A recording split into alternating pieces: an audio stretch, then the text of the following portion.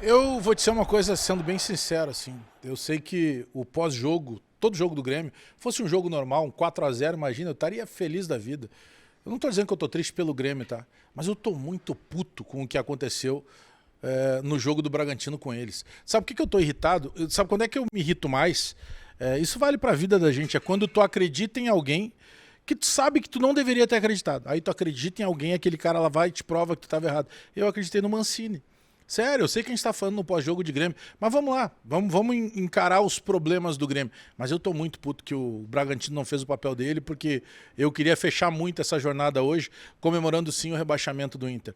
Porque durante muito tempo eu trabalhei de uma maneira, como a grande maioria da imprensa, né, de uma maneira isenta. Mas o dia que eu resolvi me identificar como torcedor, e durante muito tempo eu ainda trabalhei primeiro na Bandeirantes, depois trabalhei um período já identificado também na RBS, não era a mesma coisa de quando deu aquele estalo e eu resolvi sair para fazer acontecer o meu canal, as minhas coisas, porque daí efetivamente eu virei um torcedor. Sabe? Porque, na verdade, os veículos tradicionais, eles não querem os identificados. Eles têm os identificados porque foi uma forma que eles encontraram de tentar conversar um pouco mais próximo com o torcedor. Mas o veículo tradicional não gosta de identificado, essa é uma grande verdade. Então, quando eu resolvo sair e aí fazer o meu canal, tocar as minhas redes sociais, montar minha equipe de trabalho, eu passei a aprender que, além de torcer para o Grêmio ganhar, eu quero torcer sempre para o Inter fechar as portas. E eu queria que o Inter fosse rebaixado para virar um clube de piscina no ano que vem. Que possivelmente eles até virem, né? Porque naturalmente eles estão endividados, eles não têm dinheiro para comprar, eles não têm, de certa forma, nada para fazer, mas é que eles tinham que ter caído hoje. Hoje era a chance, eles tinham que ter caído. E o Bragantino não soube segurar isso. Jogo muito estranho, assim. Mas enfim, né? Tomara que a partir de agora seja uma página virada de Grêmio. Eu sei que 4-0 é um jogo para a gente comemorar, mas até dentro desses 4-0, vocês, quem me acompanha sabe que eu não sou simpatizante do Mano Menezes, eu compreendo se o Mano permanecer, eu compreendi quando o Mano chegou aqui, eu sempre dizia que talvez fosse um remédio necessário para aquele momento que nós encarávamos, mas não é com o Mano Menezes que eu vou alçar voos maiores no ano que vem.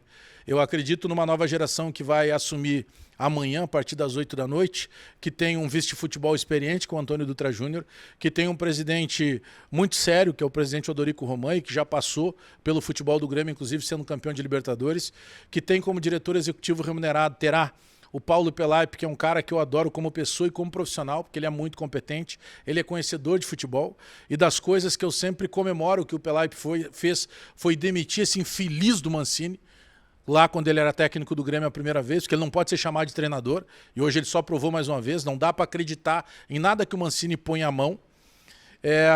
Acredito no Alex Leitão, que é o CEO do Grêmio que está chegando, e pelo que a gente sabe de informação de bastidor, ele já está trabalhando mais do que alguns CEOs trabalharam nas últimas gestões. Aliás, CEO é algo que a gente tem que prestar muita atenção, e às vezes a gente não presta.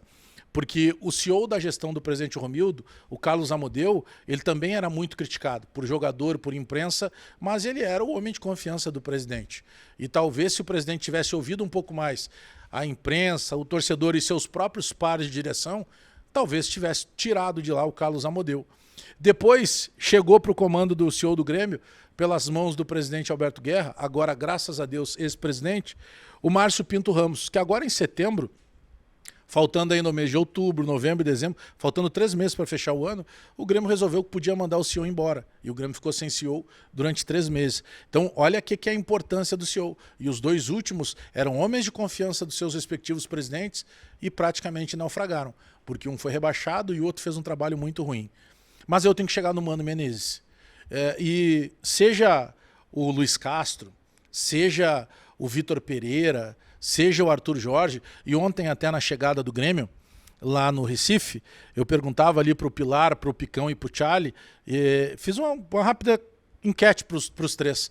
Vem cá, e se o nome da vez for o Vitor Pereira? E eu acho que se eu perguntar isso para toda a minha equipe, praticamente toda a minha equipe vai dizer Mano Menezes, e eu posso ser voz única, mas eu vou discordar deles, porque o Mano Menezes não pode estar no Grêmio no ano que vem. O Grêmio que ganha de 4-0 hoje tem um centroavante que é um cara que, assim, ó, num outro momento, e não sei até se a seleção brasileira não precisa dele agora, tá? Eu sei que a gente vem com, não, porque tu vê, não, Inclusive já a justificativa de todos agora que para jogar na seleção tem que jogar na Europa, ele vem de 11 temporadas consecutivas na Europa, por clubes menores e fazendo gol. Então esse cara é sensacional. Em outros momentos, quem nos carregou para essa colocação de final de campeonato foi o Arthur, que é fenomenal. A gente tem o William também, que é um craque de bola, 2 Copas do Mundo no currículo, mas o Mano só conseguiu ir adiante por causa desses caras. Não tem nenhuma evolução com o time do Mano. E tu vê como às vezes a gente tem que ser tirado para bobo enquanto torcedor. Quando saiu a lista dos relacionados para viajar para Recife, a gente foi ver o Gabriel Mack, não estava.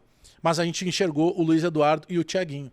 E aí nós somos muito bobos, a gente começou a conjecturar de que já não, que não tinha a dupla titular de volantes, que é Dodi e Arthur, que o Mano pudesse começar com o Cuejar e com o Thiaguinho. Ou que pudesse, quem sabe, no segundo tempo dar alguns minutos para o Thiaguinho. Não. O Grêmio começou com o Cuejar e o Edenilson, segundo o Mano Menezes. E no segundo tempo, quando o Mano poderia dar uns minutos para o Thiaguinho, ele preferiu dar alguns minutos para o Camilo. Tu não pode. Num clube sério e num clube profissional, tu não pode ter um menino de 17 anos, que a seleção brasileira já fez ele jogar com a 10, já fez ele jogar com a 8, mas sempre fez ele jogar como titular. Ah, mas ele só tem 17. Pois é.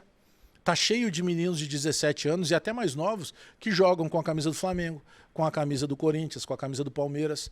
O Palmeiras tem vendido jogadores para o mercado do exterior, em que ele vende o jogador e o jogador é entregue um ano depois só.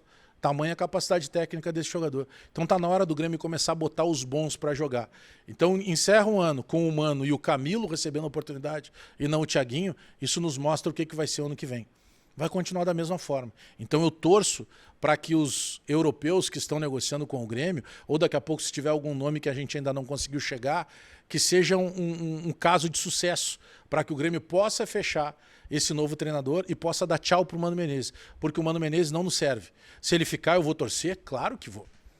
Se o Grêmio buscar o Celso Roth para técnico, que já não trabalha há muito tempo, eu vou torcer igual. Eu vou criticar o Celso Roth, mas eu vou torcer para o Grêmio. Agora, que não é o Mano, para que a gente possa alçar voos maiores, sem dúvida nenhuma, não é o Mano Menezes.